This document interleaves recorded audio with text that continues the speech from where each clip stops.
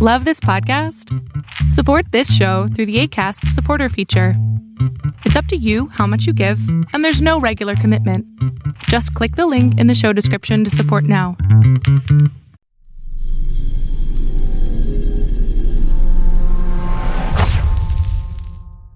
Welcome to part one of the reaction to This Is Chasyn Rance. Hello again, I am the Duke, host of the Duke Loves Wrestling podcast, and let me tell you something.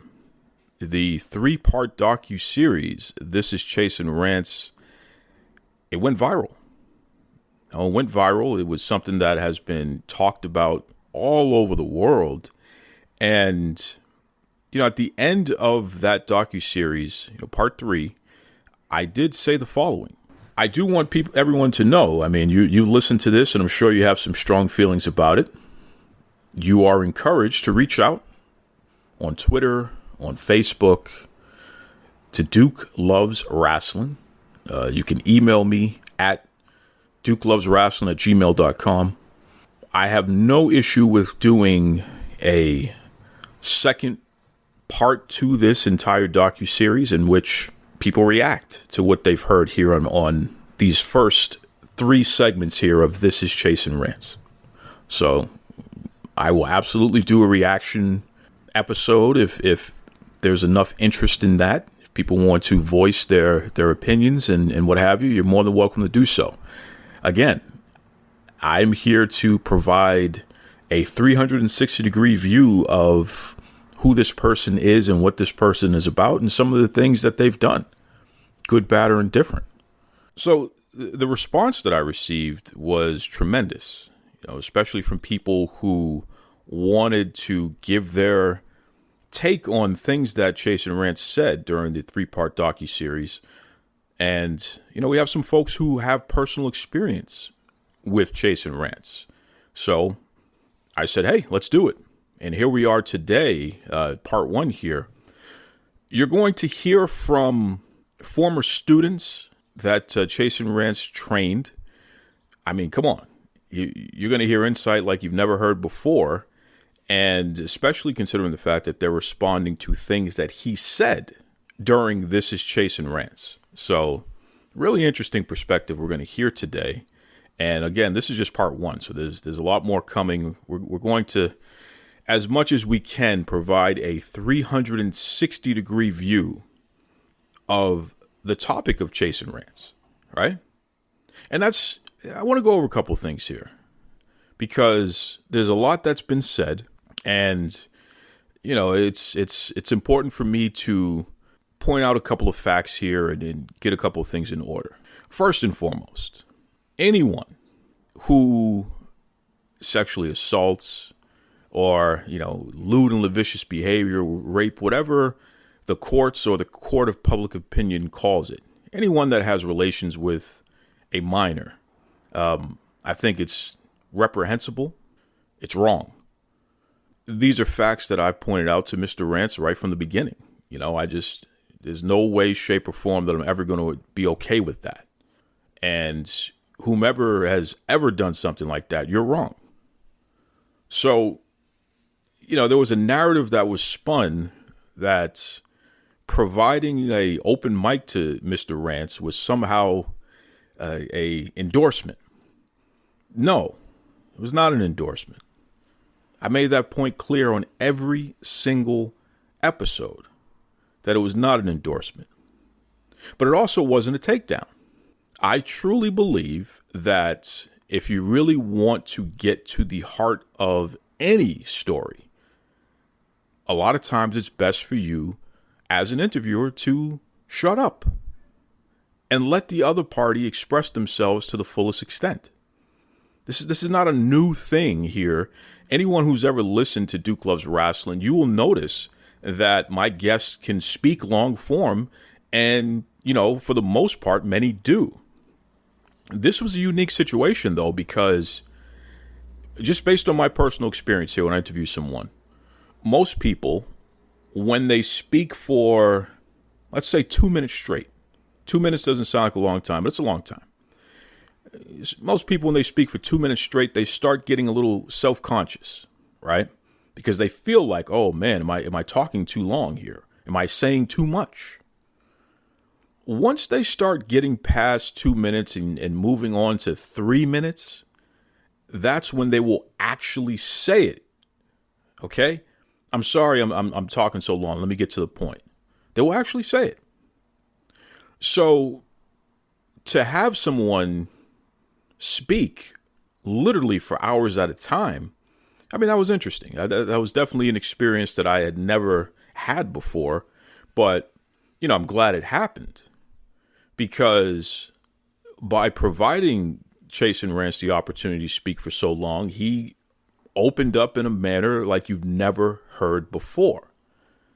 Okay? He gave you his perspective on his entire life. He talked about people in the wrestling industry that he has done business with, and in some cases is still doing business with. He talked about promotions that he has done business with, and in some cases is still doing business with. There is no way you could have gotten that definitive information anywhere else, in any other way, than to get it straight from Chasyn Rance. Okay? So for all of you out there who assume this guy is blackballed anyway, so why would you ever, give him an open mic? He's blackballed. He's already out of the business, so to speak. Well, that's just not true. Not only is Chasyn Rance not out of the wrestling business, he is thriving in the wrestling business. Which leads me to another point. I've been doing Duke Loves Wrestling as a podcast. I've been doing this for over 5 years now. And I can tell you that Chasyn Rance is a name that has popped up consistently for most of the past 5 years. Really the past 3 years in particular. I can't go a week without somebody mentioning his name. Okay? Part of that is because I interview a lot of independent wrestlers, especially on the Florida scene. It's something that I'm passionate about. I like to have up-and-coming people, provide them an opportunity to level up as much as they can. Hey, Duke Loves Wrestling is its own platform. It may not be the smallest or the largest, but it is its own platform. And clearly people are comfortable enough to be on my show because you check the archives, it's pretty consistent, right? I love independent wrestling. I love doing what I can to support the wrestling industry, right? So it's not uncommon for people to bring this guy up. Happens pretty often. Fans and people in the industry alike. And folks have consistently asked me, why don't you do something about him? And it's like, well, I don't know if people would be interested in that. No, we need to know the truth about, because there's these rumors and this is a bad guy and this and that, but he's still in the industry, and we want to know what's. You could probably get the truth. And I spent a lot of time just leaving it alone, because I had done some research and I did see the countless articles, and I did see people have already podcasted about it. But one thing that stuck out was the fact that in very few instances were you finding direct quotes from Chasyn Rance himself, right? Couldn't find that. So I did see that, well, there might be an opportunity there to provide some new information to an otherwise story that's been beaten to hell, at least from one end of the spectrum there. So eventually, Chasyn and I interacted with each other, and I let him know right from the beginning, listen, people keep asking me to do something about you. I don't like to do hit pieces, so I want to give you an opportunity to come on the show, and you can say whatever you want, man, from your perspective, because a lot has been said about you. So I want you to answer to some of the things that have been said about you. Okay? And he said, fine, I'll do it. And he did. He sure did. There's a phrase, telling your truth, right? When you speak from your perspective, the way that you see things, that doesn't mean that it's the 100% unequivocal truth, okay? But that's your truth. That's what you believe. We've heard a lot of what everybody under the sun believes. We've never heard from what this guy believes. Not to that extent. So that's what I did. I set the table for this guy to just share what he wanted to share, and he shared a hell of a lot more than I could have ever asked him about. So that's the other thing. All the rumor and innuendo, and I heard that he was friends with this one, and I heard he was working that. He brought all that stuff out, or at least a good portion of it, right? He felt comfortable enough to talk about all of that stuff. So to anyone who listened to the interview, thank you for taking the time to do that. There was a lot of information there, but most of the people who listened have reached out and let me know that they appreciated it because at least they know now who's working with this guy and who has worked with this guy. And they got answers to some things that they only knew about as rumor and innuendo. And there were, the majority of the people outside of the Florida indie scene weren't quite sure why there was such a buzz about this guy. So they learned a lot about who this person is definitively, right? On the record. To those of you who didn't listen, but you took the time to hit social media and essentially take the attention and put it on my show and me as an interviewer, right? And just lay into me over how dare you interview this guy? How could you give him an open mic? How could you put him on your platform? Listen, thank you for helping Duke Loves Wrestling go viral once again. Okay? I appreciate you taking the time, even though you didn't listen to any of the interviews. I appreciate you taking the time, your time out of your life that you'll never get back, tweeting about something that I have done. Good job. Keep that going, please.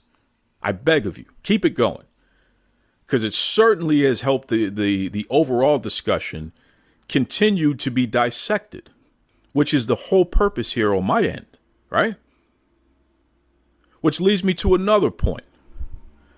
If you would have listened to it, you would have noticed that I didn't run a single advertisement.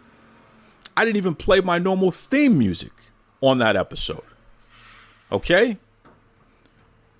I was not trying to monetize that in any way. Didn't want to. Didn't feel right. So I think it's ironic that some of you out there are creating work based off of that interview, and you're soliciting money from people while you're doing it. And those of you out there, you know who you are. And I want you to know that I know who you are as well. So I find that very interesting that you are making money off of this reprehensible person that you're talking about, that you believe shouldn't even be in the wrestling industry and no one should be interviewing them. Yet you're elevating their voice when you're doing entire episodes of your content where you're playing entire interview, right? I did 3 parts. Some of you out there are literally playing all of that stuff, and you're making money off of it. And I think that's very interesting. So we'll have to wait and see how that shakes out there. All right? We'll have to wait and see from a moral standpoint. Everybody's so high and mighty. What do you feel about the people who actually are making money off of that? That's interesting. Okay. Which brings me to another point. There are many of you out there who are professional journalists. You have the credentials, you have the education and the work experience to back it up. You've been writing or podcasting or been on the radio for 10, 20, 30, 50, 100 years. Congratulations to all of you. I respect your credentials. I think that is fantastic, right? You have your way of doing things. Some of you have actually covered Chasyn Rance in some way, shape, or form. I've read most of your stuff. I've listened to most of your stuff, so I understand what's out there. Again, congratulations. Good job. But here's the point here. There's more than one way to skin a cat. There's more than one way to interview. There's more than one way to present information. So if you professionals don't like the way I interview people, if you don't like the fact that I even interview that guy, I'm okay with that. That's fine. Everyone can have an opinion. Everyone can feel how they feel. But let me just say this. If you cared enough about this topic and you wanted to somehow affect change as it relates to this topic, but you've never gotten Chasyn Rance on the record, then what does that say about your efforts? Because this guy is still around and he's still thriving. I'm going to tell you what it tells me. It tells me that your work is a little incomplete, right? So many folks, well, you should have done it this way. You should have been tough on him, and you should have questioned him. You should have fact checked him in the moment and all. Listen, the beauty of having your own platform is you do it the way that you do it. It doesn't mean it's going to be perfect. It doesn't mean that it's going to be 100% right or wrong, but you do it your way because it's your platform. And I encourage everybody to do things their way on their platforms.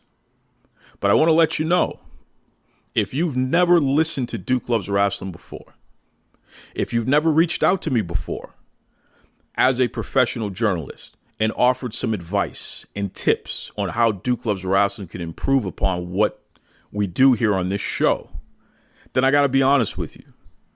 Your opinion on how I conducted that interview and who I interviewed matters to me about as much as what you had for breakfast 15 years ago on this day. In other words, I really am not interested in your opinion. It's useless to me. You never put it in over here, so don't be a Johnny-come-lately now, because I interviewed somebody that you, to this day, have not been able to get an interview with. And all I did was reach out and ask. So maybe you should try that sometimes if you feel entitled or you feel that you should have an interview with anybody, by the way. I'm starting to realize that the vigor and the frustration, the anger for folks who did not want this to happen, I'm starting to realize that there's a bigger issue here, right? Because listen, you can be mad at me for giving this guy an open mic. That's fine. That's great. Keep that going. I don't mind the heat. But you got to understand something. At some point, you're going to have to confront the larger issue in the room here. Does the wrestling industry care? Right? Because there have been polarizing figures in wrestling from the beginning of time. Right? And certainly people who are murderers and drug addicts and thieves, sexual abusers, child molesters, they've existed in pro wrestling since the beginning of time. And they continue to exist in pro wrestling to this day.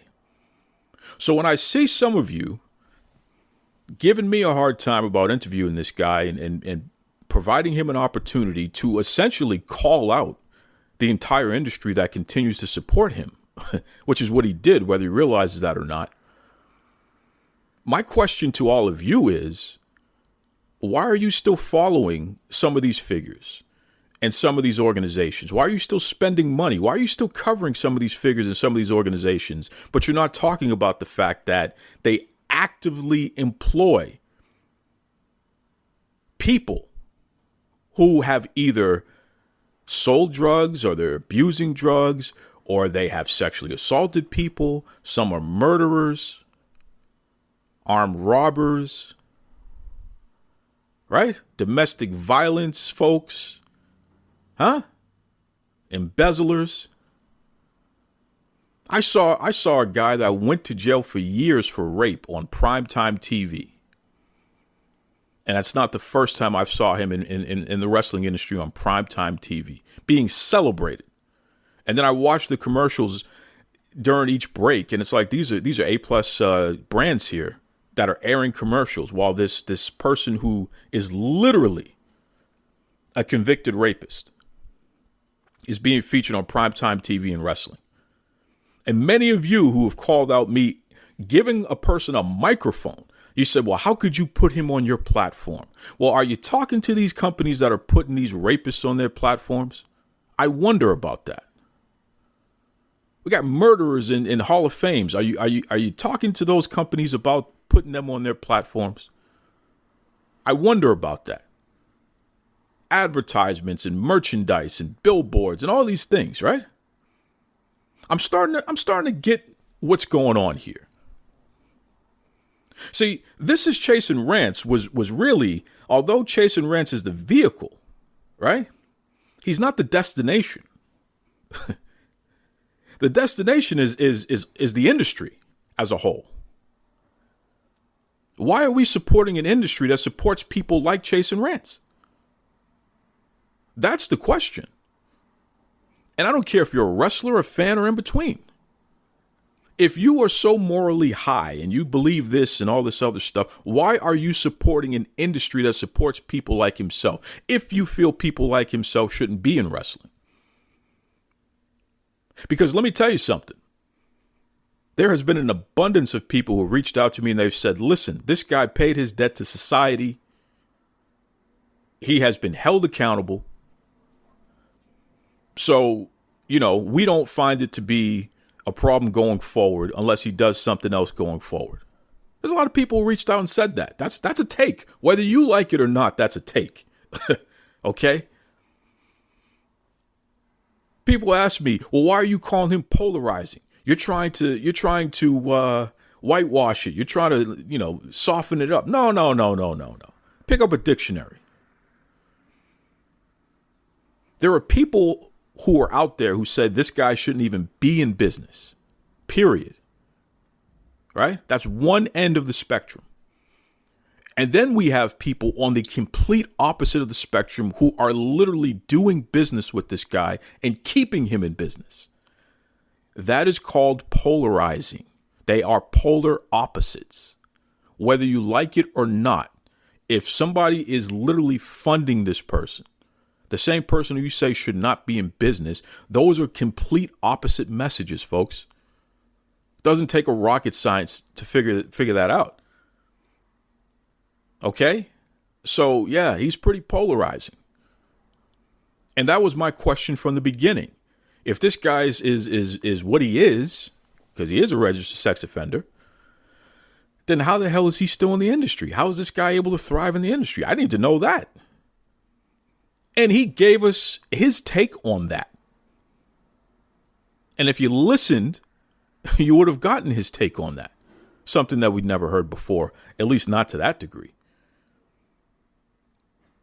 So again, it goes back to the industry. If you feel people like that shouldn't be in the industry, then why are you supporting the industry? Why are you supporting the companies that are doing business with people like that? You're a hypocrite. You want to control what I do on my show. And all I did was give this guy a mic to expose everything. Good, bad, or indifferent. He got an opportunity to let it off his chest. And he did. Right? And you're pissed at me for doing that. But I don't see any of you. You didn't unfollow AEW or WWE. Or MLW. Or Ring of Honor. I don't see you going after some of those Hall of Famers that he named. Right? I don't see you saying that you're never going to do business or support anything that has anything to do with them. I don't see that happening. Right? That doesn't mean it's not happening. I just haven't seen it. I haven't seen that kind of energy behind it. You're still following those pages because that's one of the first things I do. When somebody comes to me and says, you were terrible for doing this. I can't believe you supported this guy by putting him on your platform. The first thing I did was go take a look at who they're following. And if they're a journalist or a podcaster or a wrestler, I want to see where you wrestled or who you have done articles on recently or who you've done podcast specials on recently. And it was overwhelming. You all are still supporting the very people that are keeping this guy in business. So tell me something, ladies and gentlemen and non-binaries. What's the real story here? What are you really trying to prevent from being discussed here? Because I'm going to tell you right now, you can try to cancel me all you want. I own my stuff. Let me say that again. I own my stuff. You can try to cancel me all you want. You're not going to stop me from talking about this because the next level after we're done with this Chasyn Rance series is you. Quite frankly, us as fans and you as wrestlers. I'm going to ask everyone. And I'm going to provide even my own take on the fact of why are we supporting the things that we claim we're against. You know how many wrestlers have said to me, I need to make my big break, and that's why I can't not do business with who's doing business with this guy, because this is my dream. And it's like, okay, well, everybody has a price. Everybody has a line, and that's your price, and that's your line. Fine. I'm not here to judge that. That's your line, that's your price. Fair. But be straight about that. And don't tell me that I can't interview this guy, because I'm gonna interview everybody. And if you look at the archives, I've interviewed everybody. So some of you who have been on this show before, who took the time to go on Twitter and bash me before you reached out to me and say, hey, man, why did you do that interview? Thank you. Thank you for going on Twitter and bashing me. I appreciate that, because it let me know who you are and what you are, right? You appreciated coming on my platform when it was benefiting you personally. But you're a little nervous now because you see the heat coming out over this interview, and now you don't want to be affiliated or associated, and that's fine. But you got to remember something. You're already affiliated and associated. You're in the wrestling industry. Now go tell WWE to kick out Jimmy Snuka, who murdered a woman, right? You want to really get me started here? Mike Tyson has been on the cover of WrestleMania advertisements. He's in AEW and all this other foolishness. Go ahead. Go tell them something. Don't come to me. Don't bash me. And not do that, right? Keep the same energy. Walk your walk, baby. Talk your talk, baby. Come on. I'm ready. Listen, I'm standing here. I'm ready for everybody to do it. Let's all have this conversation. That was the point. Hypocrites, all of you. And I'm going to tell you something else. I don't like what Chasyn Rance did. I think it's pretty reprehensible. I think it's disgusting. I don't know if this guy really feels remorse or not. I don't know. I don't know, to be honest. I interviewed the guy for hours and I still don't know. But I'm going to tell you one thing. He's one of many. I would say the majority of the industry over time have been reprehensible people, and they've done reprehensible things. So let's have that conversation. Right? Let's have that conversation. I can't give a guy an open mic and have him express himself and tell on himself in many ways. Really? I don't know about that. I'll interview everybody. And I'm going to interview everybody. That's just the way it is. So, again, I think that there are too many people out there trying to control what they cannot control. And at the same time, they're not doing their part with the things that they can control, right? You can control where you work and who you do business with, what organizations you support, where you spend your money, what merchandise you buy. You can control that. This man gave you a list of names of people he does business with. You can control whether or not you support or do business with these folks. I know you won't.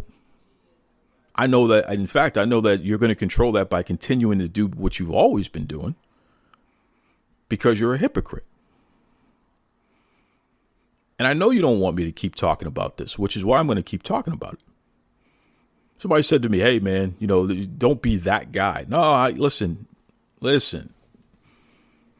Lady, gentleman, non-binary, not only am I that guy, I am the guy.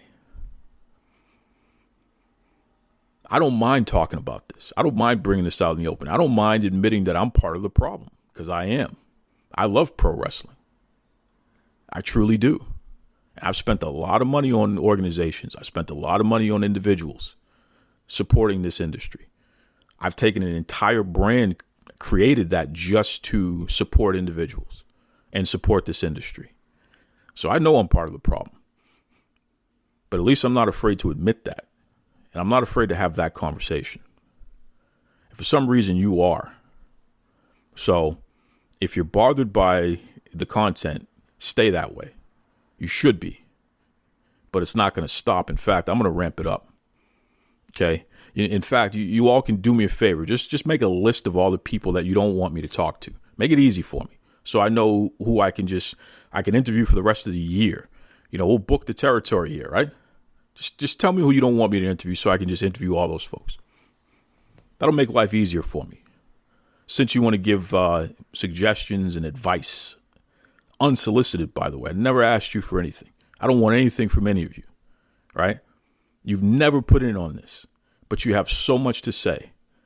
And I just find that fascinating because at the end of the day, the real story is looking you straight in your face. Why are all of these top stars and top companies doing business with a person who you feel should be out of business? That is the story you should be pursuing, because this guy left zero doubt now. But you won't even listen to the interview. And if you listen to the interview, you're too stuck on the fact that, well, Duke didn't ask him a lot of questions. Yeah. Well, guess what? He sure answered a lot of questions. Imagine that. And to any of you out there who think I don't know what I'm doing, especially you professionals who've been doing this for X amount of years and have these degrees and worked at this publication, all I can say to you is people were talking about what happened on this show. I don't recall them talking about what was happening on yours. Figure it out. Okay, so we are going to kick off part 1 here. Now that we've gotten that housekeeping out of the way. And once again, we have students who have personal experience with Mr. Rance, being trained by him. And they've heard what he had to say, and they have their own perspective and want to shine light on some things that were missed, at least from their perspective. So we're going to start here with a young lady who was there for 3 years. And it's the first 3 years that this guy started training at the school. So it's kind of a very interesting take here. So without further ado, we are going to go straight into Miss Ashley Gonzalez. All right, so we are going to kick off this special here with Ashley Gonzalez, somebody who previously trained at Chasyn Rance's wrestling school, and she has a perspective that is pretty interesting and firsthand and what have you. This isn't conjecture or what have you. This is someone who lived it. So without further ado, welcome Ashley Gonzalez. Thank you. Thank you for having me, first of all. And I want to thank you personally for being objective. While some may not see it that way, giving those who were on the other side of it a platform to speak also means a lot. While nobody likes to hear Chasyn talk, it's good that the information is out there, and it's good that there's people to correct it. So first off, thank you very much. I want to stay on that point before we really get into this here, because again, you're somebody who's directly affected by a lot of what was said during that 3-part series. So yeah. From your perspective, you recognize that it was just getting the information out there. Yeah, I understood from the production side of it that you were getting the information out there. While what he said may not be accurate, and honestly, a lot of it wasn't. The information's out there, and like I said, there are those of us that can correct it. Different pieces. It's like putting together a puzzle, basically. All right. Well, let's jump into that here. I'm just going to pause myself for a moment, and because I know, Ashley, you have put out some information online about some of the things you wanted to open up about. So let's just start from the beginning of when you started at Chasyn Rance's wrestling school, and you can just go from there. All right. I want to say roughly around 2013, 2014 ish. I'm a second generation. So the guy that I considered my father, he was also a worker way in the day. So wrestling has been around me. But I started working at a company, and now the guy that I consider my brother, he was telling me about, training and becoming a wrestler, and he was at this school. And I was like, okay, I'll think about it for months and months and months. And I finally pulled the trigger and went. And the first time I stepped in that ring, you can't describe something like that. You get this like adrenaline rush. Like it's an amazing experience. The school was called I Believe in Wrestling. I laughed at the name, but then I thought about the name, what that meant to me. And the guy that owns the place was a man named Chasyn Rance, and it was two of the trainers, one that's a current WWE superstar, and one that I don't believe he's wrestling anymore. His name was Aaron Epic, which all I'm going to say about him is that him and Chasyn are one and the same. They are definitely twinning on a lot of things, but I wasn't aware of the time everything that had happened with Chasyn. I had heard things, but I was just like, oh, okay, rumors, whatever. And then I think what the first red flag that was raised with me was when I was told to never say Chasyn trained you. It was emphasized, if I want to get bookings and I want to go places, never admit that Chasyn trained me. And, I thought that was weird, but I was like, okay, say that Aaron Epic trained you, or, that the other trainer, the superstar, that she trained you. But I didn't think anything of it. And then I slowly through time started to ask questions, and I forget how it came up in conversation with Chasyn himself, but he, the way he described the situation was, it wasn't rape. It was, before I say it, are there any parameters on this as far as words that I cannot use? Not at all. You are free to say, express yourself 100%. Even profanity? 100%. You can say whatever you want. This platform is free. Gotcha. So his direct words to me were, it was just some fucking 15-year-old slut that lied about her age and was drunk at a party. That's the way he described it to me. I've heard that he's described it to others in the same manner. But the way he described it to me, like I said, and the way he told the story was, it was some chick that lied about her age and she was drunk and he thought she was 21. So I was like, okay, it was, in that moment. And for years, I honestly thought that that's what the situation was. Why should this man be faulted for somebody else's mistake? And that's telling of the kind of hold that Chasyn has on you. And it's insane because, us as wrestlers, we're tough skinned. We have to be. This business isn't for everybody. It's a very shady business. It's a very scary business. But for me in particular, to feel like this man's got this hold, even to this day, when I've had several different trainers, and I'm in a much better place in life and in wrestling now, that you still have this fear of like, okay, if I say something, what's going to happen to me?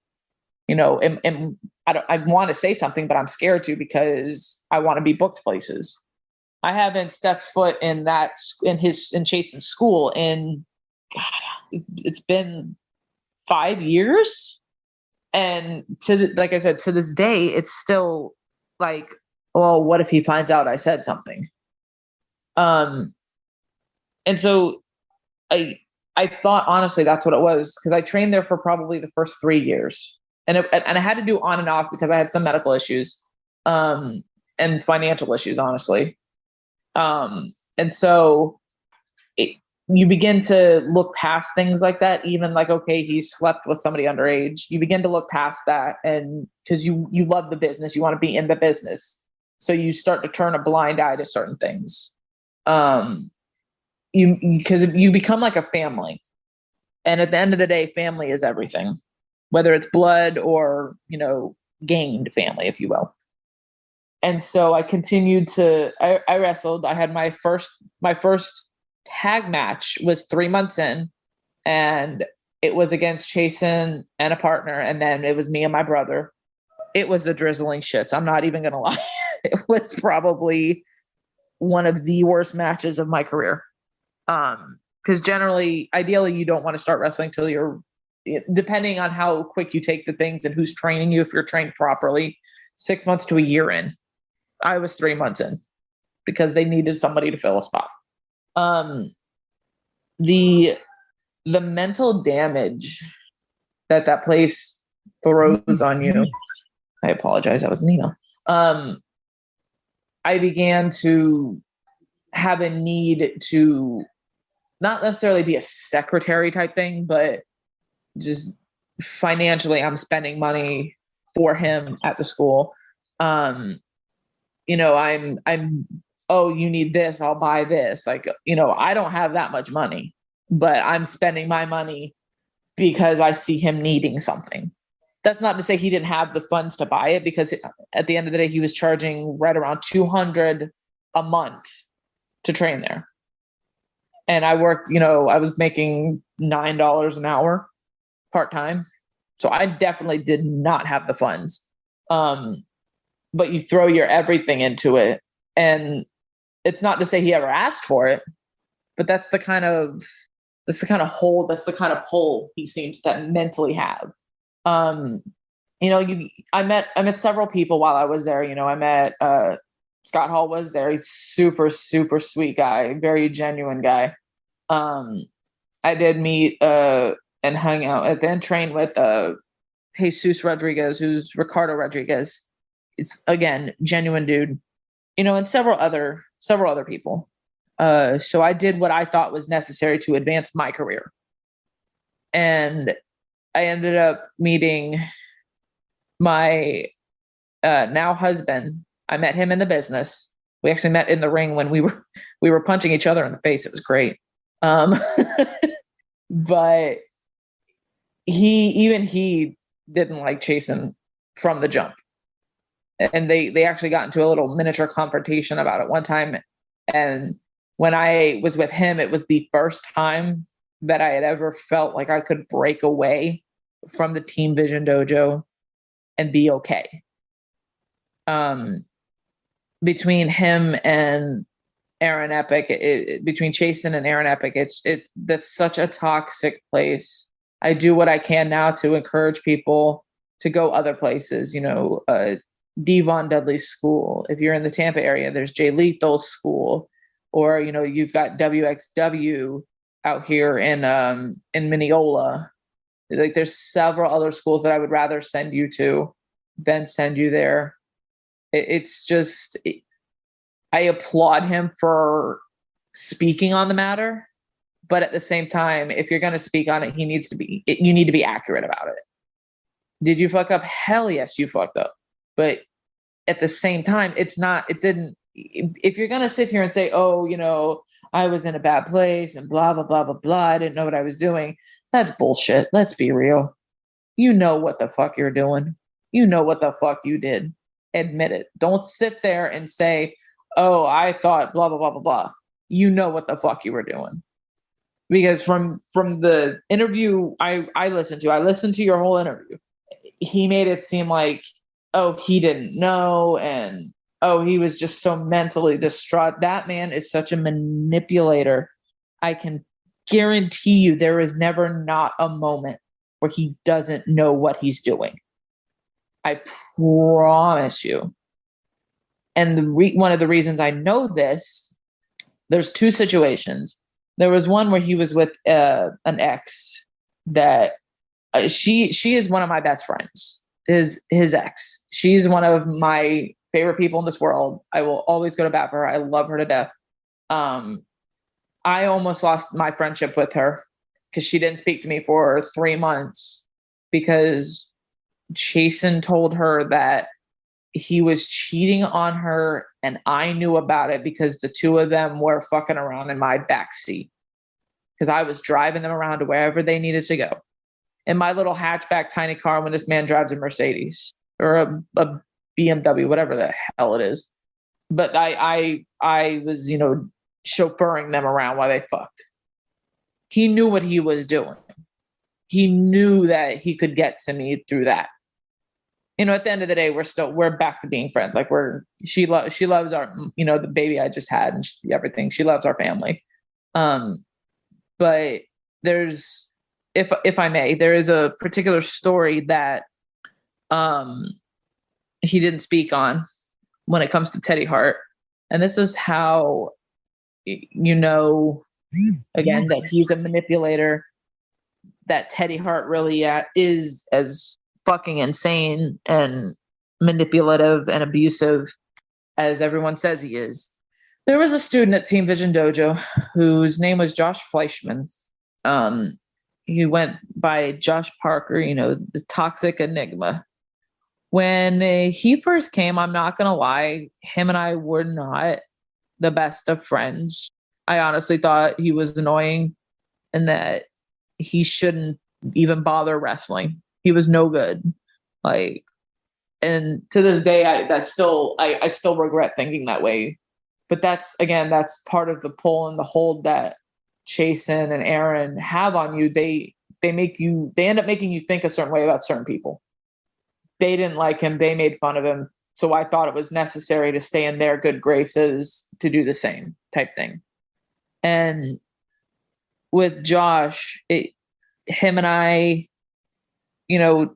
he's not with us anymore. Towards the end of his life, him and I were, after he finally broke away from the dojo, we became great friends. And, he loved my husband, and we were just all around buddies.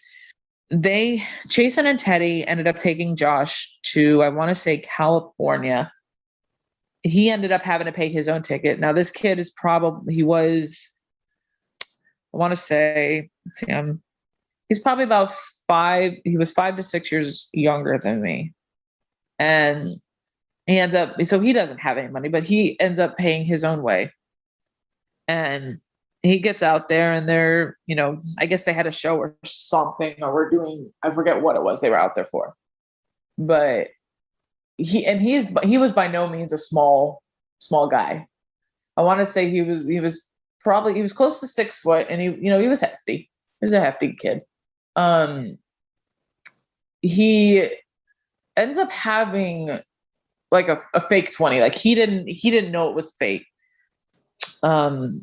But he was out in California. His parents were here, so he had no way of getting, money.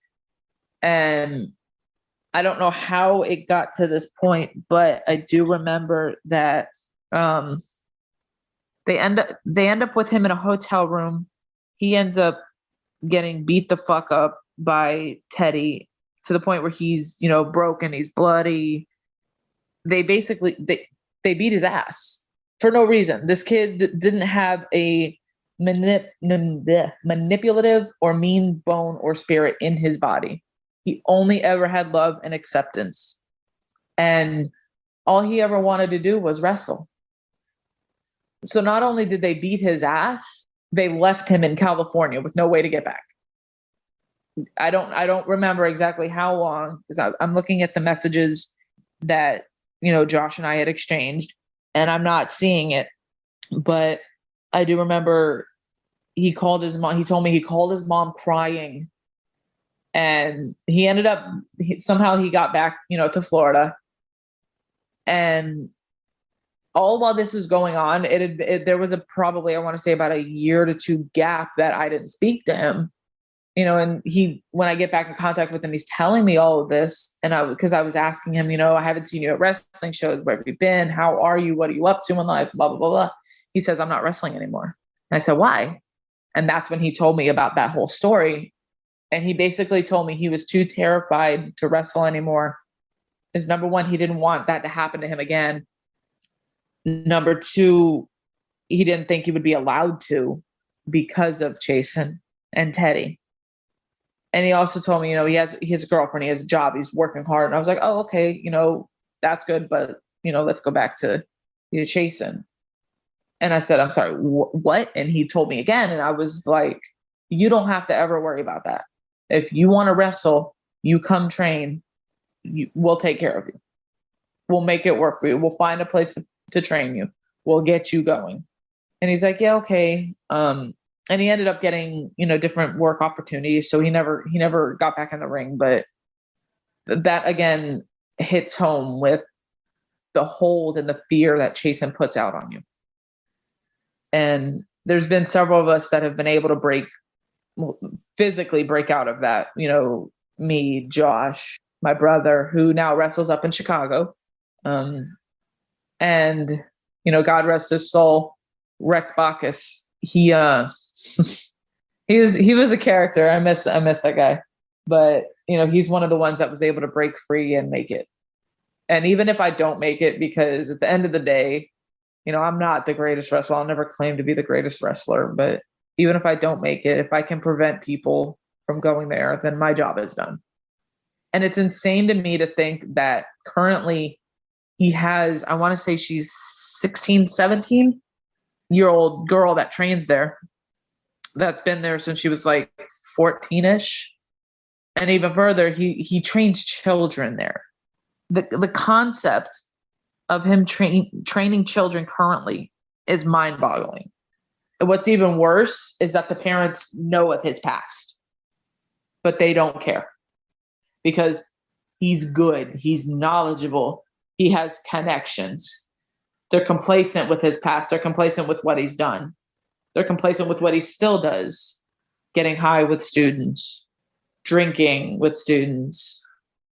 The fact that, he has put his hands on his former girlfriend or former or current, I think they're still together, Amber Nova. Like, I'm sorry, you've slept with an underage person and you're a woman beater. You should not have a company in Florida. You should not be in the wrestling business, period. I don't care. He is part of the toxicity that is Florida wrestling. Him along with, there's, a couple other promoters that just need to not. And I won't mention those promoters. Everybody knows who they are. It's very well known.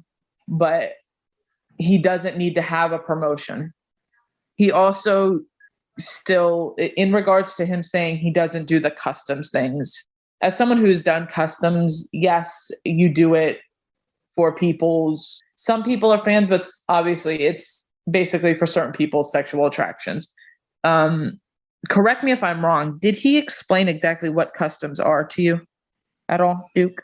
He didn't go into much detail about what customs are. He just kind of briefly spoke about accusations of gay porn being filmed in his ring for customs and other things.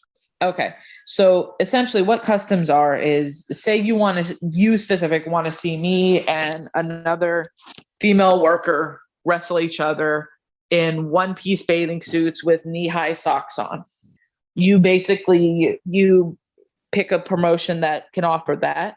You request us, you send them money, and we'll end up getting a cut of the money you send them. You basically book the match and how you want to see it done.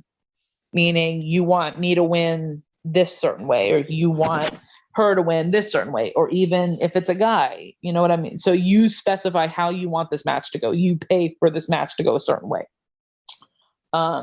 There's some that are normal, where it's just us in our wrestling gear. There are some that are not normal. Big men in tiny, tiny, tiny thong type underwear, if you will. It can, anything that you can imagine that would essentially be a kink, you can put into customs. Not everybody does them. Like, I won't do any nude customs. I won't do any overtly pornographic type customs. I'll work a regular wrestling match, but I'm not going to do super porn type. You know what I mean? And so he currently, from last I heard, does what's called rape porn videos for customs as well. Where sometimes he is luring young female students into filming with him. So for him to sit here and say he doesn't do those type was, again, one of the many, many lies he told. And whether or not he wants to admit it, it's very well known among the wrestling community that him and Teddy know exactly what happened to Sam, regardless of what he wants to admit. It's very well known. Now, I don't remember who originally told, because it travels down the grapevine. I don't remember who originally said it, but it is definitely well known that they know what happened. And without mentioning any names, I do happen to know that he has, I don't know if she's still there. There was a 18-year-old student that, again, high and drunk, that he ended up taking her virginity inside the dojo. And she was so fucked up to the point where he had to call her mom to come get her.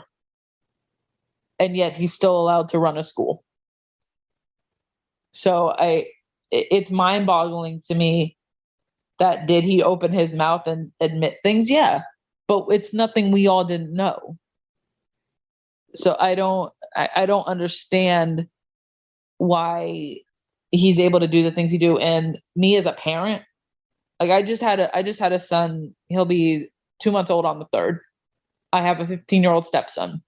I have an 18-year-old stepdaughter. I, as a parent, cannot imagine looking at this man's record and allowing my kids to train there, boy or a girl. Have I done it? Yes. But as a parent, and I don't know if you're a parent, Duke, so excuse me if this is coming out like, oh, you know this, but as a parent, we are supposed to provide better for our children than we had. And you know what? If my little son decides one day he wants to be a wrestler, I know exactly where I'm sending him. And it's going to be as far away from Chasyn as possible. So I don't know if I bounced around as much as Chasyn did. Hopefully I kind of kept it, on the low side of the ADHD. No, Ashley, you provided a lot of content that really, there's a lot of perspective there because you were there. Again, you were personally there. And as a result of personally being there, you're privy to more than what people on the outside think they know. Right. I want to go back. I'm going to start from the end and kind of work my way back a little bit. Okay. Because you said that a lot of people, at least they're confident that Chasyn and Teddy know what happened to Samantha Fiddler. What do you mean by that? If you can kind of express that a little bit more clear there. What do you mean by that? Several people, there's several people that assume that they know what happened or that, they, God forbid, killed her or whatnot. But coming from them directly, asking them about that and trying to get a straight answer is like trying to wrangle a bunch of cats. You can't do it. They don't give straight answers. And 99% of the time, if you can't give me a straight answer, looking me dead in my eye, either you know what happened or you had a hand in what happened. That is, he talks more about sleeping with a minor than he does about that situation. To me, if you were innocent, you would sit here and just straight up say, I don't know. I didn't do anything. I was innocent. It was all on him. But that's to me personally, it's never been said. It's been avoided. Like he dances around the subject, but you never get a solid answer from him one-on-one. In front of a camera is a different story. In front of a microphone or, over a podcast is a different story. The two of them are going to say what they need to say for clout. And I want it to be clear, I'm not doing this for clout. I'm doing this because if I can prevent people from going to Chasyn school, then I'm going to do my best. Yeah. I mean, I think you're going to have a hard time getting clout anyway, because you essentially have implicated yourself with the fact that you were there and you found out that he was a registered sex offender. And for a period of time, you stayed there. So right. No, you're just sharing. At least that's my perspective here. Yeah. And I've got nothing to hide. I hear you. The customs. Let me go back to the customs for a moment here, because you said that he films rape porn. So this is something that he does here. Yes, under the name Chasyn. He's done it on and off for a while. Because again, that's one of those kinks that in this business you can make a lot of fucking money off of. That doesn't mean it's okay, but it does happen. It is a thing. And again, not everybody does it. The decent people in the business don't do it. But customs can be a very, very profitable business. And there are some very, very reputable companies that I will work for and that, I have friends that have worked for. So will I work with those companies again? Yes. But everybody has their parameters as far as what what they will do, what they won't do.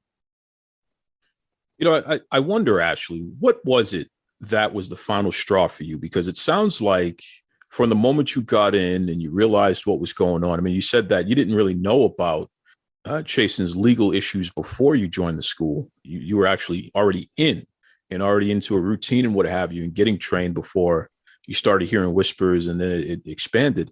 What was the final straw for you that ultimately resulted in you leaving? It was a combination of things.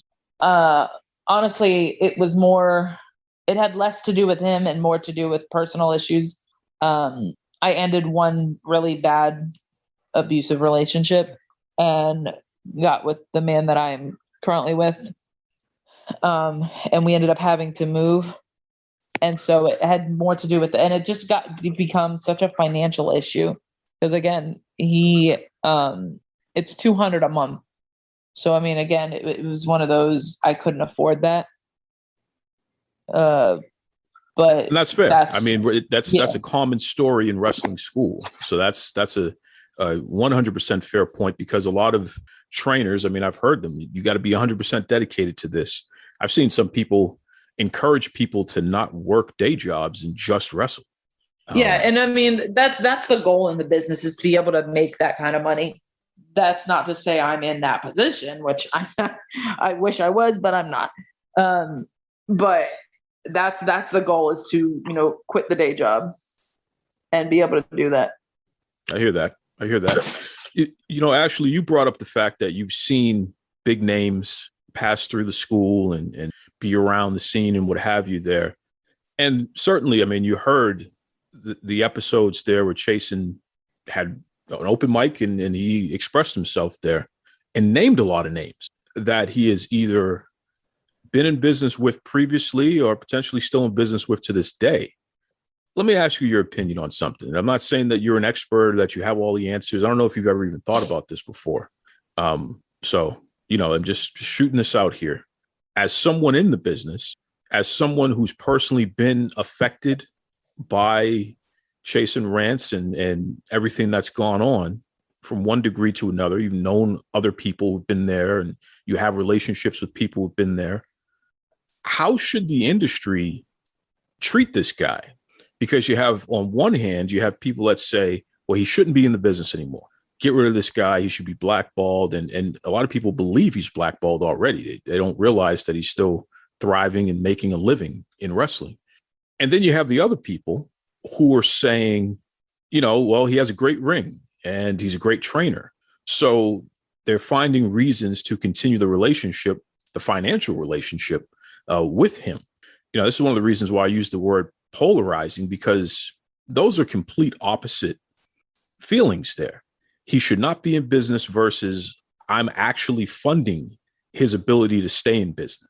So my question to you once again is, I mean, how should the industry react and treat Chasyn Rance, in your opinion?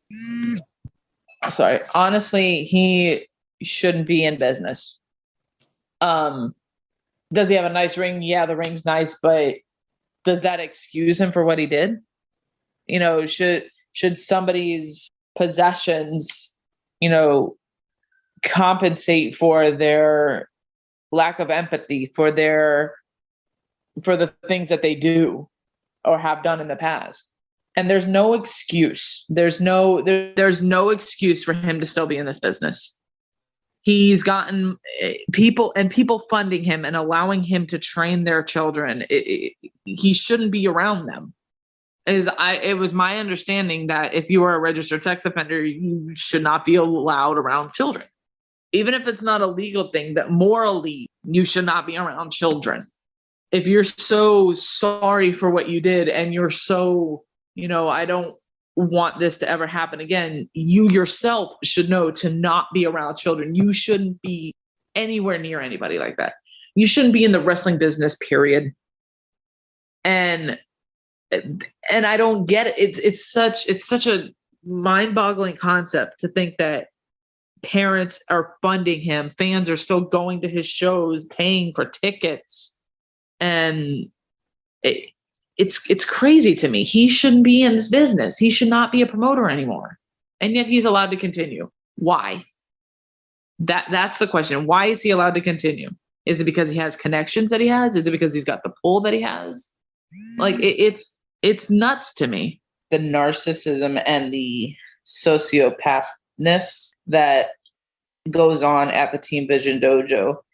I've never been a small, I was fit in high school. You know how everyone's like, oh, I want to get back to my high school weight. I do, but it wouldn't be healthy for me at this point in time. And yes, wrestling is a business that tends to be, it's obviously 90% skill, but it's 10% look. Maybe some would say that's different. Point being is, if you don't have a certain look, you're not going to get certain things. You're not going to be presented with certain opportunities. And that's the case at the dojo. For the longest time, there were moves I should have been able to do in the 2 to 3 years that I trained there. I should have been able to do, but I didn't. And I still to this day am learning, simply because I wasn't built a certain way. I didn't look a certain way. So I wasn't allowed to practice those types of moves or attempt those types of moves. And obviously I know I get out of the business what I put into it. So there were times, yes, I didn't put what I needed to put in, but at the same time, when you discover that because you don't look a certain way, you're not being presented with the same opportunities, the same type of bookings, the same associations, because you don't look a certain way, it begins to affect you mentally and not just physically. There were times that, and nobody knew this. There was a good 6 months to a year period where I would consider myself bulimic, because, and I don't even think I've told my husband this, so surprise. I began to realize that unless I look a certain way, this business isn't for me. It's not something I could do. And so I was going through that, and it wasn't until the end of the 3 years and exploring other schools and other training facilities that it's not just about looks. If I've got the heart and I've got the skill and I put in the effort and I train and I do the work, that's where I'm going to produce the success. Yes, some of it is still about looks, and it's always good to be in shape, even if not just for wrestling, but it doesn't need to affect you the way I chose to let it affect me. And I wanted to make it clear to the ones out there that are struggling with that now, and even the ones who aren't struggling with it yet, that don't make yourself sick trying to impress other people. You need to be happy with yourself and put in the effort and put in the work. Work ethic is more important than a couple extra pounds here or a few extra pounds there. You show up, you pay your dues, you do the work. That's what is going to mean the most. So I just wanted to make it known. Whew, that was heavy. I'm sorry. You have nothing to be sorry about at all, Ashley. And I appreciate you circling back and providing that information, because that's a lot. That's a lot. Yeah. And, pro wrestling, as you said, it's such a cosmetic industry. But at the same time, when we think about the wrestlers that we love the most, they don't all look the same. Right? That's true. It's they're short, they're tall. Come on, look at you can make any example that you want from any time period. They do not all look the same. And that's the beauty of pro wrestling. We can find someone that we can relate to even just by looking at them, because we strive to be that person, real life superheroes. So exactly. It's unfortunate that you've had that type of experience, because quite frankly, it should be celebrated that you don't look like everybody else. you know? So thank you again Exactly. for sharing that. Seriously. You're welcome. I appreciate it. Thank you for giving a platform for it to be shared on. Do you want to plug any websites or anything like that, how people can reach out to you? You're welcome to do so. Yeah, thank you. So you can find me on Facebook, the Ashley Mayberry. Also, and that's also on Instagram at the Ashley Mayberry with 2 E's. My husband as well. You can reach me through his page. It's the Brooklyn Juggernaut Romeo, or at Chef Manny Fresh on Twitter. You can also find me on Twitter at Star Wars Royalty. And then be sure to check out my husband's Kayfabe Kitchen on YouTube, where he does interviews with wrestlers and makes very, very delicious and yummy food. All right, we're keeping this ball rolling here. Once again, this is the reaction to This Is Chasyn Rance. And next up, we have a guy he's a commentator who has worked all over the Florida indie scene, very well known, very well respected. And his perspective on this whole Chasyn Rance saga and just how it affects the Florida indie scene, I think it's pretty interesting. And he wanted to come on the show and share this. So I said, hey, why not? So without further ado, Ken Sticks Ray. What's going on, Sticks? How you doing, brother? My head is still spinning, man. There's a lot. It's been like a big tornado since the first 3 parts of this docu-series have come out. So yeah, I'm doing all right. Me too. Yeah. Well, just from a general standpoint, Sticks, I mean, what did you think about the 3-part docu-series to start off with?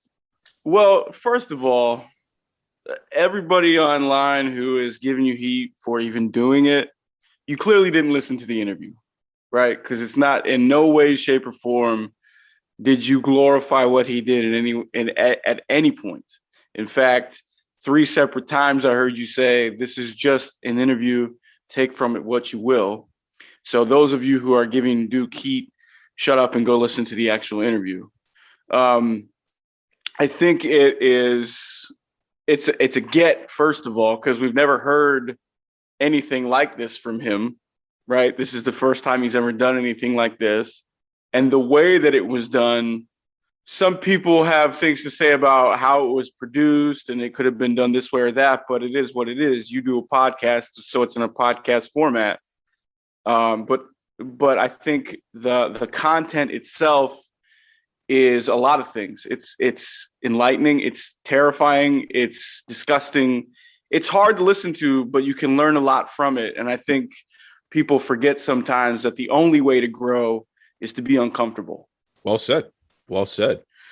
Sticks, you are a commentator on the indie scene, and you're also a guy that is a manager on shows. So you're somebody that gets booked. You're somebody that gets booked, and Florida has really been your home base for your wrestling journey. So let me just ask you directly, how common is it to be on shows or encounter situations in which you are working with somebody who works with Chasyn Rance, or you may actually be, at least in an indirect way, working with Chasyn Rance, whether it's his ring or something of that nature? How often does that happen? I guess let me start on my day one of wrestling, right? My first day of training, my first day officially, I guess, in the business, right? I'm a curious guy. I ask a lot of questions. One of the questions I asked within the first hour and a half of me being around a ring was, who should I never work with? And every single person in that room said Chasyn Rance. Every single person. So that was my first introduction to Chasyn, right? And then as you work, as you grow, as you get booked, as you travel, no matter where you go, no matter what you do, somebody knows him, somebody worked with him, somebody, did this or that or whatever. So it's weird. It's everybody knows, but nobody wants to talk about it. And everybody is either okay with it or they don't seem to care. So That's an interesting take there. You said everybody knows, but everybody seems to still work with him. Why do you think that is? I think a lot of people have this misconception that even though he did what he did twice in the same night, and if you don't know what I'm talking about, go listen to the interview. It's all there. He says it out loud. Even though he did what he did, everybody still thinks they need, I guess, a rub or a little bit of shine from Chasyn because he's been bigger places and done bigger things. But I don't agree with that. I don't agree with that one. I think once you do certain things in life, you're done. You need to go somewhere and do something else because you don't deserve to be where you are anymore.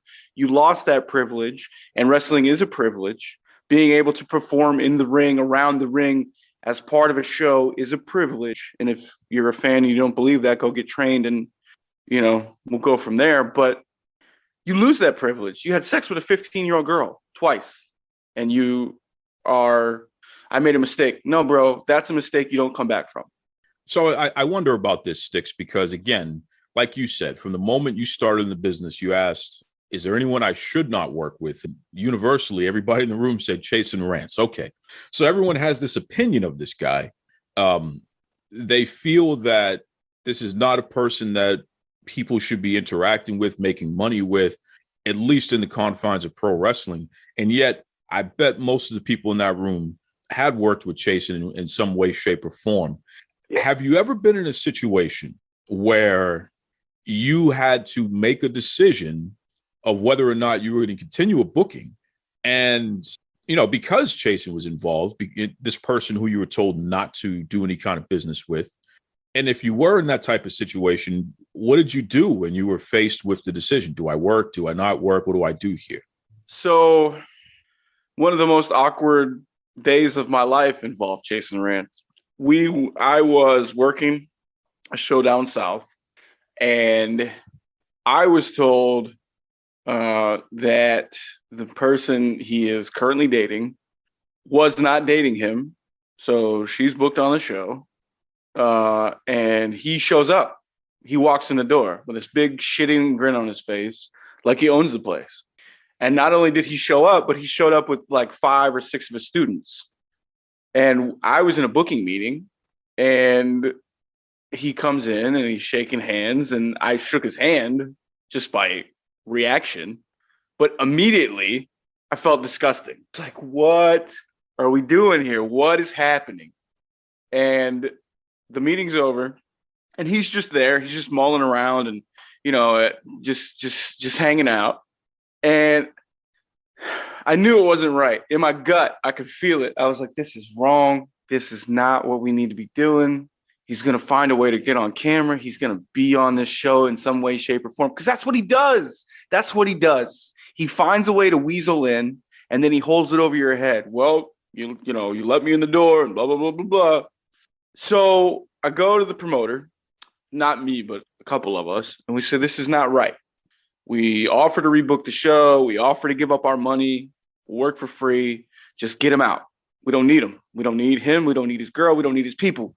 We don't need any of it. Yeah. We'll take care of it. 4 hours goes by.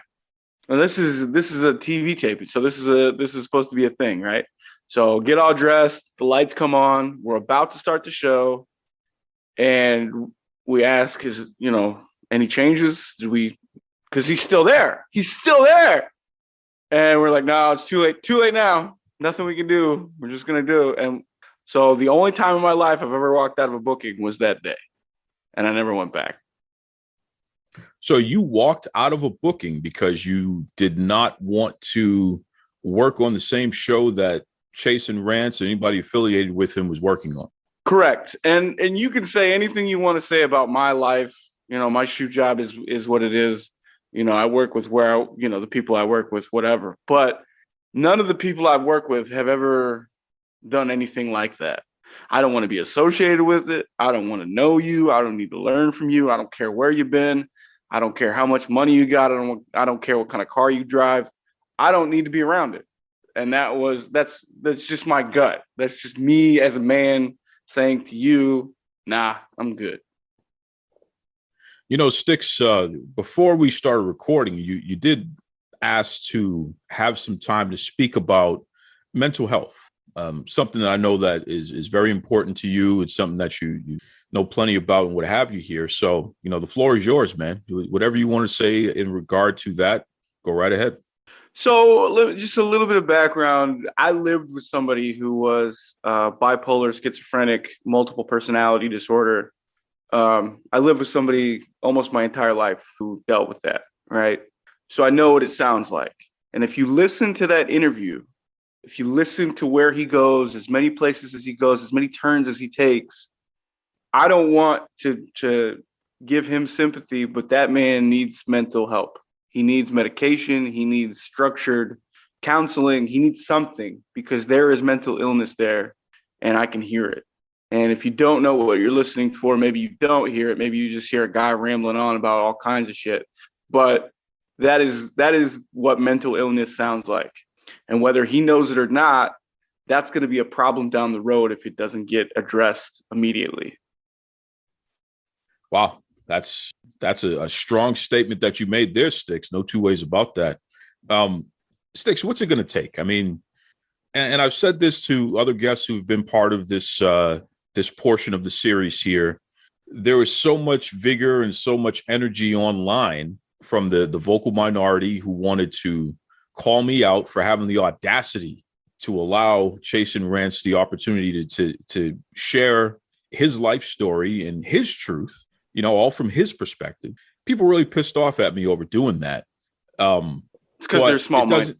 Well, and the other part about that is there seems to be more vigor behind being upset with me with giving this guy a mic.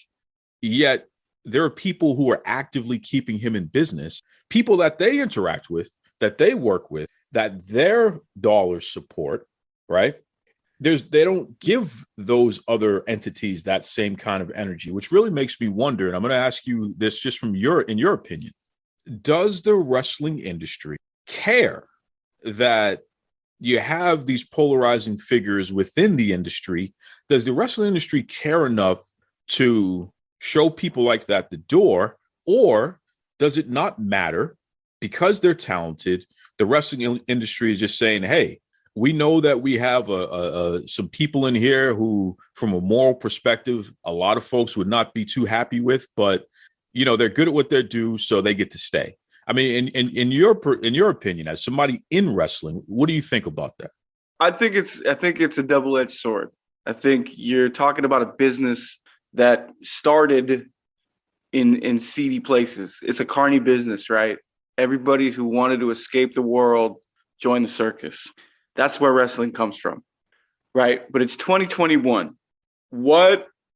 At what point do we say, okay, this is the line? This is what you can do. This is what you do to get excommunicated from the church. You know what I'm saying? Like, where do we draw the line? Because wrestling doesn't care about anything but money. Let's be real. How much money can you make? How many tickets can you sell? How much merch can you sell? That's the only thing wrestling cares about. As an entity, that's what wrestling is. It's a business. It's a great business. It's a wonderful way to make a living. It's my favorite way to pass the time, if you will, but it is still a business. And as long as you're generating revenue or generating stars or generating, merchandise, you're allowed to do what you want to do, regardless of who you are behind the curtain. And I think that's a shame, but I also know that business is business. I like money just as much as the next guy, but I also didn't have sex with a 15-year-old girl. Sticks, I mean, you've given a lot of insight here, which I really appreciate, because it just goes to show that the entire subject is nuanced. And again, I think that Chasyn Rance is just one example of a much larger discussion that needs to be had about pro wrestling. Everybody who, they're part of this whole, I'm going to cancel this and we're going to blackball that. And it really is just Twitter finger muscles there. You know what I mean? They're flexing their finger muscles. They have no influence or authority or power to do anything, because if they did, then this guy, who's been around since 2008 at least, would not still be thriving in the wrestling business. Mike Tyson would not still be on primetime TV. Don't get me started. I'll go down the list. The domestic abusers, the murderers, convicted murderers like Jimmy Snuka. Okay. The NFL. If hold on a second here. If people with the Twitter fingers and the Twitter muscles were so serious and they were so influential and they cared about this subject so much, then they would have done something about this. And they haven't done anything about it except run their Twitter fingers. So good job, folks. Good job. Here's the thing about Twitter. Twitter is noise. That's all Twitter is. Twitter is static. You can do a couple of good things on Twitter if you work hard enough, but the chances are 80-20, you'll get a far bigger reaction from a negative post than you will from a positive post. And that's because people are drawn to the negative. One point I wanted to make sure I made when we had this conversation: how many shows do you see all over entertainment about murderers, serial killers? Interview with this guy, interview with that guy. This guy killed 34 people in his basement, yada, yada, yada. How many views do they get? How many people watch that crap? I love it. I love serial killer shit, right? But this is too far because it makes you uncomfortable, because it hurts your insides. Well, guess what, man? The first thing you have to do, be willing to do to make change, is have a conversation about the issue. And that's what you did. So kudos to you for having the conversation. Now, for everybody making noise, for everybody that doesn't actually want to listen to it, they just want to be mad about it, shut up, go educate yourself, and then we can have a real conversation. Otherwise, get out of my face. You know, I couldn't have said any better myself. Sticks, how can people reach you online and what have you there if they want to follow what you have going on? I mean, you're a guy that really is, you've grown so much in the wrestling industry over the past few years. Your commentary is right up there on the indie scene there. People really enjoying that. How can folks reach out to you, Sticks? So Sticksman92 on Instagram and Twitter, and then Ken Sticks Ray or Sticks, the world's most famous plaything, on Facebook. I have 2 pages, but Sticksman92 on Instagram and Twitter, probably the best 2 ways to get a hold of me. And as always, brother, keep doing your thing and turn down the noise. All right, so we're going to continue on our journey here. And again, this is the reaction series to This Is Chasyn Rance. And, you know, we heard from Ashley, who is a former student of Chasyn Rance, and she brought up a lot of interesting stuff. I mean, everything from the reason why she stayed for 3 years and when she found out that he was a registered sex offender, and, you know, all the way down to, she said they were filming rape porn customs. Yeah, that was the chloroform thing. Yeah, and there was, she even brought up the fact that it's kind of an inside thing where everybody knows, but few really talk about the fact that she believes that everyone knows that Chasyn and Teddy Hart knows what happened to Samantha Fiddler, which I thought that was an interesting thing to say. So, you know, I have on the line here Jeremy Gomez. You know, he is the head honcho over there at Generation Championship Wrestling. He is a promoter in the Florida area, so he's another person that is directly impacted by Chasyn Rance being in business in Florida and all the things that come along with that. Yeah. So first and foremost, welcome, Mr. Jeremy Gomez. What's up, brother? Always a pleasure. Always a pleasure, man. How you doing?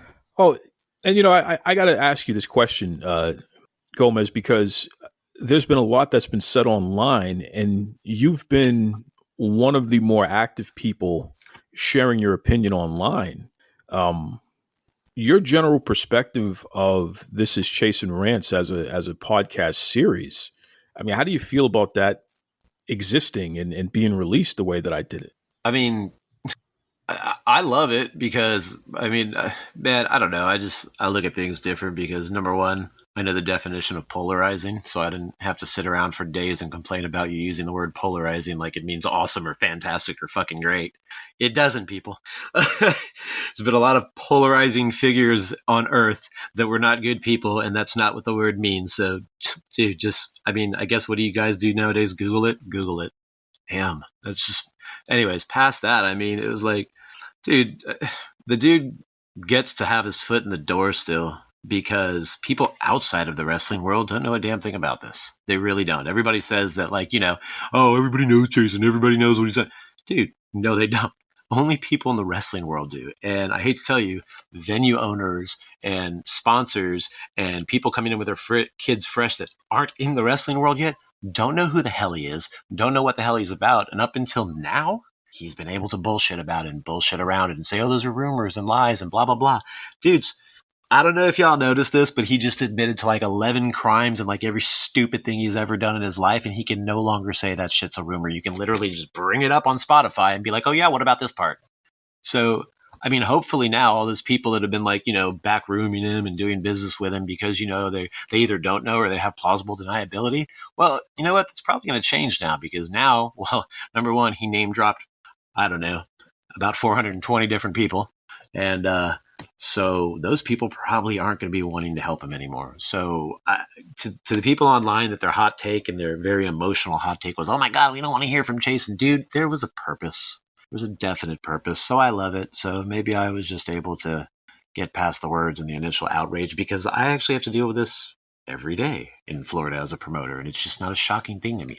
Why do we have to hear Chasyn? Dude, we hear his voice, like his reminiscence, and we hear about him every freaking day. It's garbage. So I'm cool with it being out, man. It was perfect.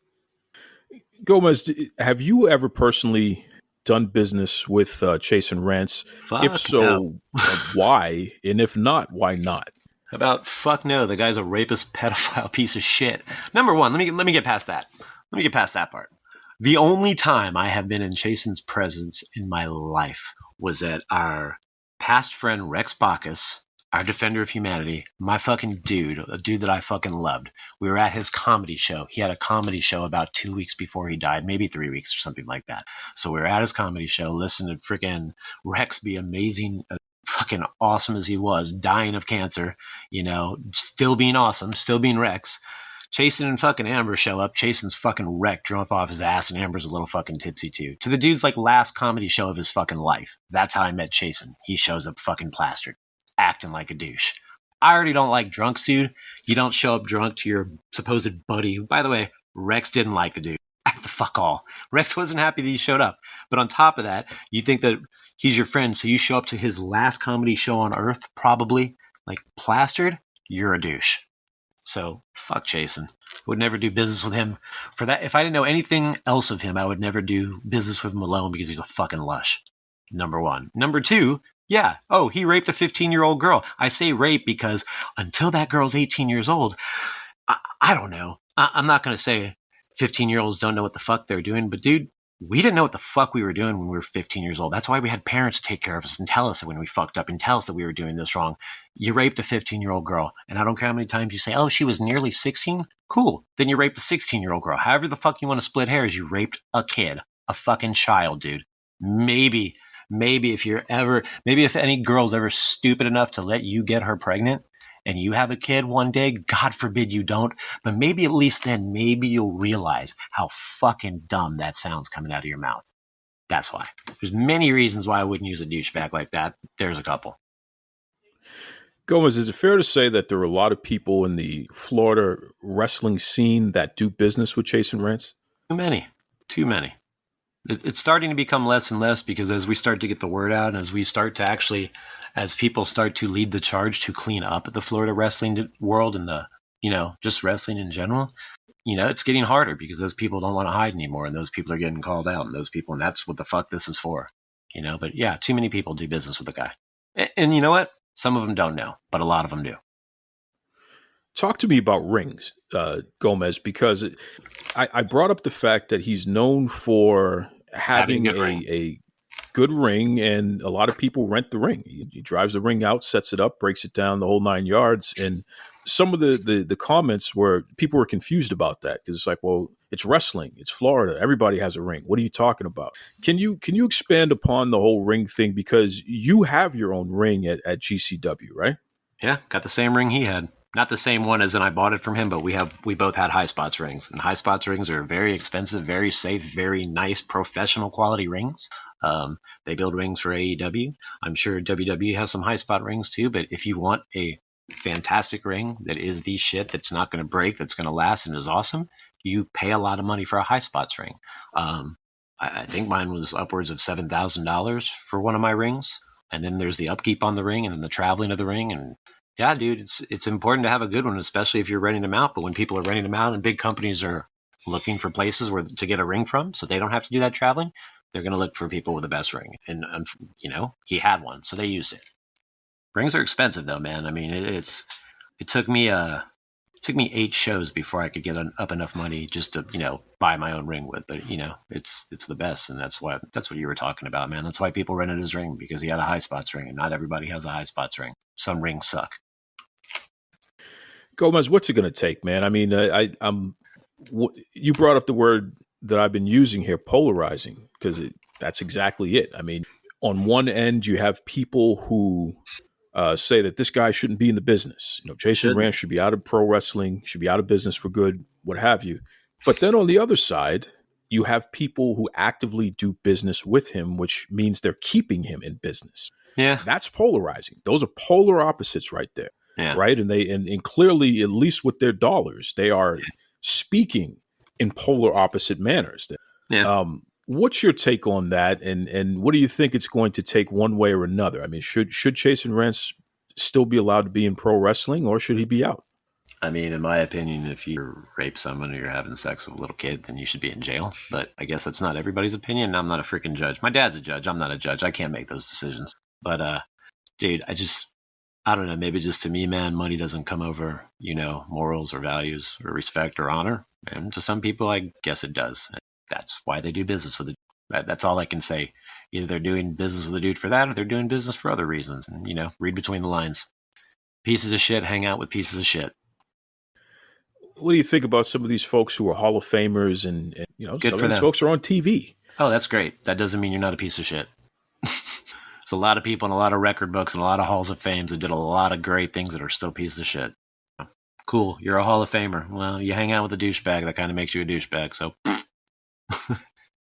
fair enough. I mean, listen, Gomez, you're not holding back, man. You really have some strong feelings about this. It's just dude, I got 2 daughters. One of them is 7 years old and is already, Sky Blue is already like teaching my daughter how to be a worker, man. And my daughter wants to be a wrestler. And I own a wrestling company, man. And I own a wrestling company that has a great women's division. And we take that seriously. And when you've got a sexual predator out there that's raising these people and teaching them that they're worth nothing and they're just pieces of ass and objectifiable, and who gives a fuck if they're wrestlers? I just want to train you so I can fuck you later. Or I'm sorry, I just want to train you so I can give you some medical marijuana, a little Jägermeister, get you in a hot tub, and then fuck you later. I'm not into that, bro. I'm a dad. Fuck that. Yeah, I have some strong feelings about pedophiles and rapists. I really do, especially when they're in my state, when they're in my industry. Dude, there's no place for that crap, man. There really isn't. Dude, you need to. He says in the interview that he told her dad or something that he had slept with her. That motherfucker wouldn't have got up from his seat, bro. I'd have killed him. I'd have straight up fucking killed him. I'll tell you that right now. You touch my 15-year-old daughter, I'm going to fucking kill you. That dude is just that whole family, man. It's some Joe Exotic, Tiger fucking King shit, man. This seriously need to be a Netflix drama series, because it's just, I just get sick of dumb people, man, and that's some dumb shit. Gomez, you brought up the perception that the rest of the wrestling world has of the Florida indie scene. I know that the name Chasyn Rance gets brought up, even though a lot of people don't necessarily know as much about him as some who are closer to the action may realize. Yeah, man. What do you say to the wrestling scene in general about this here, Gomez? Dude, we hate this guy.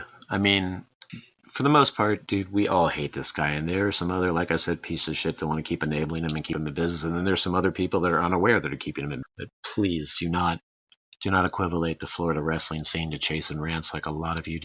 I mean, dude, somebody told me today, a friend told me today that and I've told you this before, I just do my job, man. But a friend told me today that you do a lot of good for the wrestling scene. I'm like, cool, great. I just want to do my job. But he's like, but think about it. Every cool thing you do, that dude, just, it just kind of X's it out, man. Because that douchebag is still hurting this. So it's hard, man. People do look at the Florida wrestling scene weird because of a lot of stupid shit that's going on. And most of that stupid shit that's going on is that. Jeremy Gomez, do you want to plug anything? I mean, you have GCW, and I know that you're always putting on events and what have you. Here's your chance. Oh, okay. I can plug this about Generation Championship Wrestling. If you train with Chasyn Rance, if you associate with Chasyn Rance, if you think he's a nice guy, if you associate with Amber Nova, if you try to put her over, Chasyn Rance's girl that he didn't feel like mentioning, I guess, in the podcast. I wonder why. Anyway, if you're one of those people, like, just don't even come around. Don't hey brother us. Don't send us an email. Don't try to be nice to us at a show. Don't do any of that crap because you're going to get met with a door. You guys suck. If you have anything to do with that guy, you suck. Period. That's it. And there you have it. That's 3 different perspectives, people coming at this issue from different walks of life, so to speak here, but all with their own nuanced take. And, you know, it's interesting.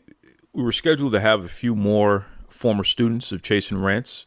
Unfortunately, schedule conflicts got in the way of that. So, you know, this is just part 1. There will be other episodes of the reaction. And, you know, those folks, they are more than welcome to come on one of those other episodes. But I didn't want to wait to put this out. I didn't want to wait any further. You know, especially, it wouldn't have been fair to the folks who you just heard today who wanted their voices to be heard. So that's why part 1 is coming out in the manner that it is. I know we're going to get a lot of feedback about this. So let me just make this clear from the beginning. Number 1, Chasyn Rance is afforded an opportunity to respond to anything that was said about him on this episode. And if you go back to episode 3 of This Is Chasyn Rance, I made that clear. And he actually requested, clearly, to come back because he had more to share. So, you know, if he still wants to do that, he's more than welcome to do that. 360-degree view. That's the way this is here. So that's number 1. Number 2, to all of you experts, if you haven't listened to any of the content before, stay the hell out of my mentions. I mean that with all my heart. Stay the hell out of my mentions unless you just like making me go viral. If you just like making me go viral and this is your way of, you know what I mean, doing some kind of, I don't know, puppet master sort of thing where you're trying to push me out there, then great. Okay, fine. You can stay flexing your Twitter fingers all you want. That's pretty cool. But if that's not what your intention is, stay the hell out of my mentions. If you're not going to take the time to listen, if you're not going to take the time to recognize what this is, if you're not going to take the time to not be a hypocrite, because I've taken a look at all of your work over the past couple of years, and I see who you've covered. Organizations that fund people like Chasyn Rance, and I've seen who you covered. Other polarizing figures who are similar. And I can tell you right now, you don't want me to start talking about that. I don't mind you critiquing my work, but you better be ready for me to critique yours. And I don't think you are, be quite frank, because I don't think your moral compass is as strong as you want to lay it out to be. I really don't. I saw a person who, you know, claims to be wrestling media, you know, put out a call to action to, can we all agree not to cover so-and-so? Are you kidding me? This is the same person who you should see some of the people he's done stories on. You should see them over the past few years. You should see some of the work that this person has done. Unsavory characters and what have you. So, you know, I don't know. Either we're going to be media and just cover the newsmakers and the news out there, or we're not. Either you're going to try to control what gets out, or you're not. I can tell you, no matter how hard you try, you're going to fail. You cannot suppress stories from getting out. You cannot suppress conversation from happening, and you really can't suppress people looking at you and asking you, why are you contributing to the problem? Because you are. Once again, if you've ever written anything about Chasyn Rance, if you've ever done a podcast about Chasyn Rance and you monetized it, you were making money off of this guy. You're part of the problem.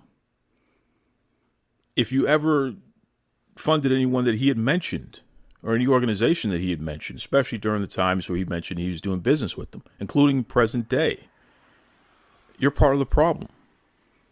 at least the problem as you identify it, you were keeping him in business.